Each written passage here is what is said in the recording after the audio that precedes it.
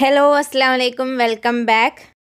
ഇന്നത്തെ നമ്മുടെ റെസിപ്പി എന്ന് പറഞ്ഞാൽ നല്ല വെറൈറ്റി ആയിട്ടുള്ള ഒരു അടിപൊളി ആവിയിൽ വേവിച്ചിട്ടുള്ള ഒരു പലഹാരത്തിൻ്റെ റെസിപ്പിയാണ് കേട്ടോ. നോമ്പ് തുറക്കുന്ന സമയത്തൊക്കെ എണ്ണക്കടിയിൽ നിന്ന് വ്യത്യസ്തമായിട്ട് ചെയ്തെടുക്കാൻ പറ്റുന്ന ഒരു അടിപൊളി പലഹാരം തന്നെയാണ്. അപ്പോൾ അതെങ്ങനെയാണെന്നൊന്ന് പെട്ടെന്ന് വീഡിയോ കണ്ട് നോക്കാം.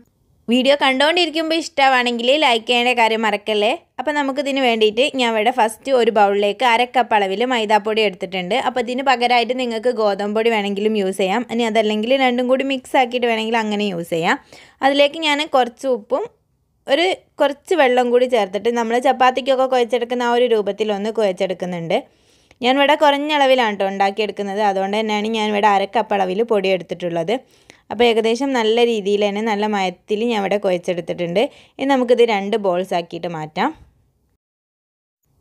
ഏകദേശം ചപ്പാത്തിനേക്കാളും കുറച്ച് വലുതായിട്ടുള്ള ഒരു ബോൾസ് തന്നെയാണ് കേട്ടോ ഞാൻ ആക്കിയെടുത്തിട്ടുള്ളത്. ഇനി നമുക്കിതൊക്കെ പലകയിൽ വെച്ചിട്ട് കുറച്ച് പൊടിയൊക്കെ ഇട്ടിട്ട് ചപ്പാത്തിയൊക്കെ പരത്തുന്ന രീതിയിൽ തന്നെ നല്ല പോലെ ഒന്ന് പരത്തിയെടുക്കണം. അപ്പം രണ്ടും ഇതുപോലെ അത്യാവശ്യം വലുപ്പത്തിൽ ഓവർ കട്ടിയില്ലാതെ തന്നെയാണ് കേട്ടോ പരത്തിയെടുത്തിട്ടുള്ളത്. പരത്തിയെടുത്ത് നമുക്കത് മാറ്റി വെക്കാം. ഇനി നമുക്കിതിലേക്ക് ചെറിയൊരു ഫില്ലിങ് റെഡിയാക്കി എടുക്കണം. അതിന് വേണ്ടിയിട്ട് ഒരു പാനിലേക്ക് 2 ടീസ്പൂൺ അളവിൽ വെളിച്ചെണ്ണ ചേർത്ത് കൊടുക്കുന്നുണ്ട്. അതിലേക്ക് ഒരു സവാള ചെറുതായിട്ട് അരിഞ്ഞത് ചേർത്ത് കൊടുക്കാം. അതൊന്ന് മിക്സായി വരുന്ന സമയത്ത് ഇതിലേക്ക് 1 ടീസ്പൂൺ അളവിൽ വെളുത്തുള്ളി ഇഞ്ചി പേസ്റ്റും കൂടി ചേർത്ത് കൊടുക്കാം കേട്ടോ. ഇനി നമ്മുടെ കയ്യിൽ ഏത് വെജിറ്റബിൾസ് ഉണ്ടെങ്കിലും അതൊക്കെ ചേർത്ത് കൊടുക്കാം. ഞാൻ ഇവിടെ കുറച്ച് ക്യാരറ്റും ക്യാപ്സിക്കം ക്യാബേജും ഒക്കെ ഒന്ന് ചേർത്ത് കൊടുത്തിട്ട് ഒന്ന് മിക്സ് ചെയ്തെടുക്കുന്നുണ്ട്. ഓപ്ഷണലാണ്, നിങ്ങൾക്ക് ഏത് ഫില്ലിങ്ങും റെഡിയാക്കി എടുക്കാം കേട്ടോ. ഇങ്ങനെ ഒരു ഫില്ലിങ് ചെയ്ത് നോക്കിയിട്ടില്ലെങ്കിൽ ഇതുപോലെ ചെയ്ത് നോക്കാം. കുറച്ച് കുരുമുളക് പൊടിയും ഗരം മസാലപ്പൊടിയും മാത്രം ചേർത്തിട്ട് ചെയ്തെടുക്കുന്ന ഒരു ഫില്ലിംഗ് ആണ്. അപ്പോൾ ഇതിലേക്ക് ഗരം മസാലപ്പൊടിയും കുരുമുളക് പൊടിയും ഇട്ട് വേവിച്ചെടുത്തിട്ടുള്ള ചിക്കനും കൂടി ചേർത്ത് നല്ല പോലെ ഒന്ന് മിക്സ് ചെയ്തെടുക്കാം. നിങ്ങൾ നോർമൽ സമൂസക്കൊക്കെ ചെയ്യുന്ന ഏത് ഫില്ലിങ്ങും ചെയ്തെടുക്കാം കേട്ടോ, പ്രശ്നമൊന്നുമില്ല. അപ്പം ഇതുപോലെ ആരും ചെയ്ത് നോക്കിയിട്ടില്ലെങ്കിൽ ഈ ഒരു ഫില്ലിംഗ് ഒന്ന് റെഡിയാക്കി നോക്കുക, നല്ല ടേസ്റ്റാണ്.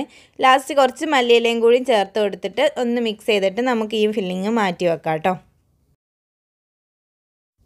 അപ്പം നമ്മൾ ആവി കയറ്റിയെടുക്കാൻ വേണ്ടിയിട്ട് ഇതുപോലെ ഒരു പാത്രമാണ് കേട്ടോ എടുത്തിട്ടുള്ളത്. നമ്മൾ ഉണ്ണിയപ്പത്തിൻ്റെ ആ ഒക്കെ ഒരു പാത്രമാണ് എടുത്തിട്ടുള്ളത്. അപ്പം ഫസ്റ്റ് ഞാൻ കുറച്ചൊന്ന് ഓയിൽ തടവി കൊടുത്തിട്ടുണ്ട്. അതിലേക്ക് നമ്മൾ നേരത്തെ പരത്തി വെച്ചിട്ടുള്ള ആ ഒരു പത്തിരി വെച്ച് കൊടുക്കാം കേട്ടോ. എന്നിട്ട് ഓരോ കുയിലും ജസ്റ്റ് ഒന്ന് പ്രസ് ചെയ്തിട്ട് ഇതുപോലെ ഒന്ന് ആക്കിയെടുക്കണം. ഇനി നമുക്കിതിൻ്റെ ഓരോന്നിലും ഫില്ലിങ്സ് ഒന്ന് നിറച്ച് കൊടുക്കാം. നല്ല 5 എണ്ണത്തിലും അതുപോലെ ഫുള്ളായിട്ട് തന്നെ ഒന്ന് നിറച്ച് കൊടുക്കാം.